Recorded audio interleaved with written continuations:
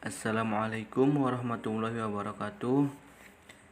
Kami dari kelompok 2 mata kuliah Ilmu Pendidikan Islam ingin mempresentasikan tentang poin-poin yang ada di makalah yang berjudul Dasar-dasar Pendidikan Islam untuk memenuhi tugas mata kuliah Ilmu Pendidikan Islam. Di sini saya mengambil 4 poin, diantaranya yaitu pengertian dasar pendidikan Islam, dasar-dasar ilmu pendidikan Islam dalam Al-Quran, dasar-dasar ilmu pendidikan Islam dalam Al-Hadis, dan dasar-dasar ilmu pendidikan Islam dalam ijtihad. Pengertian dasar pendidikan Islam. Apa itu dasar? Menurut sisi bahasa dari etimologis, dasar atau asas atau menurut English foundation adalah secara linguistik berarti dasar, pokok atau dasar dari segala sesuatu, pendapat, ajaran atau aturan. Menurut Ramayulis, dasar adalah ide, dan ide adalah dasar untuk berdirinya sesuatu. Dan di sini kita berbicara tentang dasar pendidikan Islam. Apa itu dasar pendidikan Islam? Dasar pendidikan Islam bagaimanapun juga didukung falsafah hidup umat Islam dan tidak ditopang falsafah hidup pedesaan tanpa dibatasi oleh ruang dan waktu. Ajarannya bersumber dari Al-Quran, Sunnah Nabi Muhammad, selanjutnya disebut Sunnah, dan Ro'yu atau hasil pemikiran manusia. Ketiga sumber ini harus digunakan secara hierarkis. Berarti hierarkis itu bertingkat, bertahap gitu, turun temurun kasta atau disebut kasta ya. Al-Quran harus didahulukan. Jika ajaran atau penjelasan tidak ditemukan dalam Al-Quran, itu harus diselidiki dalam Sunnah. Berarti terus jika tidak ditemukan juga di dalam Sunnah, maka digunakan Ro'yu. Nah, berarti tingkatannya Al-Quran dulu pertama, kedua Sunnah, yang ketiga Ro'yu. Sunnah tidak bertentangan dengan Al-Quran, dan Ro'yu juga tidak boleh bertentangan dengan Al-Quran. Lanjut ke dasar-dasar ilmu pendidikan Islam dalam Al-Quran. Islam memberikan perhatian yang sangat signifikan terhadap pendidikan. Secara normatif, perhatian itu bisa dilihat dari kandungan Al-Quran dan Al-Hadis tentang pendidikan. Sebagai contoh, dalam Al-Quran terdapat sekitar 1.500 ayat yang secara langsung maupun tidak langsung menyinggung pendidikan. Al-Quran memiliki posisi yang paling sentral sebagai dasar dan sumber pendidikan Islam.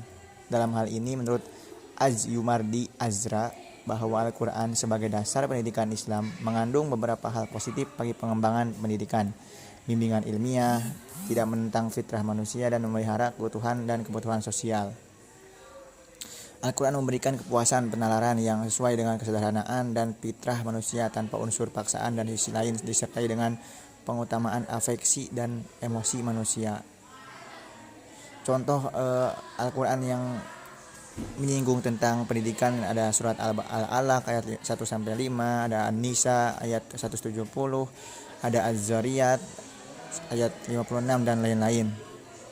Islam memotivasi para pemeluknya untuk menjadi ilmuwan, karena orang yang berilmu mempunyai beberapa keutamaan. Allah Subhanahu wa taala berfirman dalam surat Al-Mujadalah ayat 11. Ya, itulah ayatnya lah di bawah, bisa dilihat oleh teman-teman gitu, dibaca lah.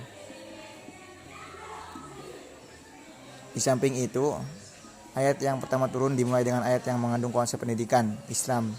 Seperti kita tahu, ayat yang pertama turun ayat Al-Alaq, Iqra gitu kan, bacalah gitu.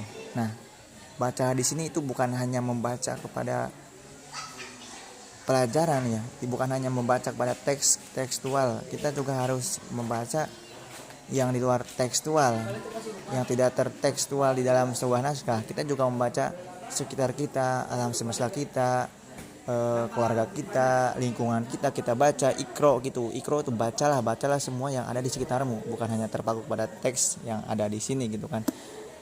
Bacalah lingkunganmu kalau rusak, benarkan lingkungan kalau rusak, bacalah pergaulanmu kalau rusak, luruskanlah pergaulanmu, gitulah. Intinya ya paham sendirilah gitulah, nggak usah dijelaskan lah. Nah, hal tersebut menunjukkan bahwa Islam melalui Al-Quran menempatkan pendidikan pada posisi yang terpenting. Bahkan menurut penulis bahwa perintah Allah yang pertama dalam Al-Quran adalah masalah pendidikan dengan perintah untuk membaca. Tuh kan membaca kan, itu artinya bahwa kebesaran dan kejayaan Islam karena dibangun melalui pendidikan. Oleh karena itu, tidak berlebihan jika dikatakan bahwa semua ayat dalam mengandung nilai-nilai pendidikan baik secara tersurat maupun tersirat. Nah, ayat-ayat tersirat ini kan ya banyak, ini kan Al-Qur'an itu tuh ayat-ayat tersirat gitu kan. Maupun ayat-ayat tersurat. Kalau ayat yang tidak tersiratnya itu kan ya alam semesta kita gitu. Benda-benda di sekitar kita itu kan ayat-ayat yang tidak tersurat. Ayat yang tersirat yang ada di sekitar itu. Jadi kan gunung, lautan, matahari, bulan, bintang itu kan ayatun min ayatillah atau ayat salah satu ayat dari beberapa ayat-ayatnya Allah. Ayat di sini tidak hanya berbicara kepada ayat yang ada di Al-Qur'an. Ayat itu maknanya luas. Ya, pelajari sendiri aja. Metode pendidikan Al-Qur'an dapat dianalisis dari surat Ar-Rahman. Dalam surah ini Allah mengawali dengan menuturkan eksistensi manusia, kekuasaan yang dalam mendidik manusia hingga apa yang dianugerahkan kepada manusia seperti matahari, bulan, bintang, pohonan, buah-buahan, langit dan bumi. Pada setiap atau bahkan sejumlah ayat Allah yang membuktikan anugerahnya dengan menempatkan manusia di hadapan benda nyata, pengalaman, suara hati dan jiwa, sehingga manusia tidak akan pernah mampu mengingkari apa yang telah dirasakan dan terima oleh akal dan hatinya. Hal ini menunjukkan bahwa Al-Quran yang memberikan metode pendidikan yang sangat edukatif. Selanjutnya kita masuk pada dasar-dasar ilmu pendidikan dalam Al-Hadis. Selain Al-Quran, dasar pendidikan Islam adalah Al-Hadis yang mencerminkan prinsip manifestasi wahyu dalam segala perbuatan, perkataan, dan takrir Nabi Muhammad SAW. Oleh karena itu, Rasulullah menjadi teladan yang harus diikuti baik dalam ucapan, perbuatan maupun takrirnya. Dalam keteladanan Rasulullah mengandung nilai-nilai dan dasar-dasar pendidikan yang sangat berarti. Dikatakan demikian karena di samping segala ucapan, perbuatan, dan takrir Rasulullah diyakini validitas kebenarannya karena merupakan wahyu. Juga diyakini bahwa Rasulullah adalah pendidik yang teladan dan integritas. Dalam dunia pendidikan, hadis memiliki dua manfaat pokok. Manfaat pertama, hadis mampu menjelaskan konsep dan kesempurnaan pendidikan Islam sesuai dengan konsep Al-Quran. Kedua, hadis dapat menjadi contoh yang tepat dalam penentuan metode pendidikan, misalnya menjadi kehidupan Rasulullah SAW dengan para sahabat ataupun anak-anak sebagai sarana penanaman keimanan. Rasulullah SAW adalah sosok pendidik yang agung dan pemilik metode pendidikan yang unik. Beliau sangat memperhatikan manusia sesuai dengan kebutuhan, karakteristik, dan kemampuan akalnya, terutama jika beliau berbicara dengan anak-anak. Jenis bakat dan kesiapan pun merupakan pertimbangan beliau dalam mendidik manusia. Kepada wanita, beliau memahami fitrahnya sebagai wanita. Kepada laki-laki, beliau memahami fitrahnya sebagai laki-laki. Dan kepada anak-anak, beliau memahami karakternya sebagai anak-anak. Beliau sangat memahami kondisi naluriah setiap orang sehingga beliau mampu menjadikan mereka sukacita, baik material maupun spiritual. Dengan demikian, jelaslah bahwa pendidikan Islam dalam perspektif hadis senantiasa searah dan seiring dengan Al-Quran, sehingga dapat dikatakan bahwa pada dasarnya pendidikan Islam adalah perspektif hadis.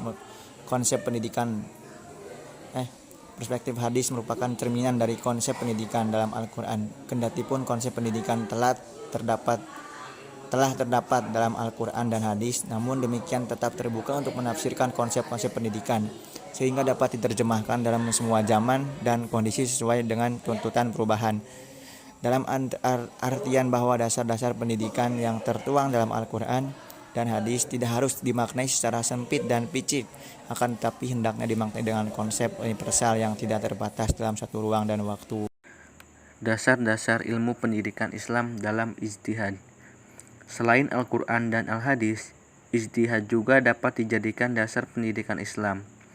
Ijtihad adalah usaha yang dilakukan oleh para ulama atau mujtahid untuk menetapkan suatu hukum syariat Islam terhadap hal-hal yang ternyata belum ditegaskan hukumnya dalam Al-Quran dan Al-Hadis. Ijtihad dalam hal ini dapat saja meliputi seluruh aspek kehidupan, termasuk aspek pendidikan, tetapi tetap berpedoman pada Al-Quran dan Al-Hadis. Namun demikian, ijtihad harus mengikuti kaidah-kaidah yang diatur oleh para mujtahid. Tidak boleh bertentangan dengan Al-Quran dan Al-Hadis. Ijtihad di bidang pendidikan ternyata semakin dibutuhkan. Sebab ajaran yang terdapat dalam Al-Quran dan Al-Hadis hanya sebatas pokok dan prinsipnya saja.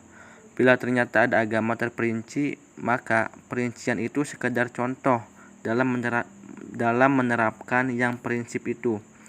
Karena sejak diturunkan sampai Nabi Muhammad SAW wafat, ajaran Islam telah tumbuh dan berkembang melalui ijtihad yang dituntut oleh perubahan zaman.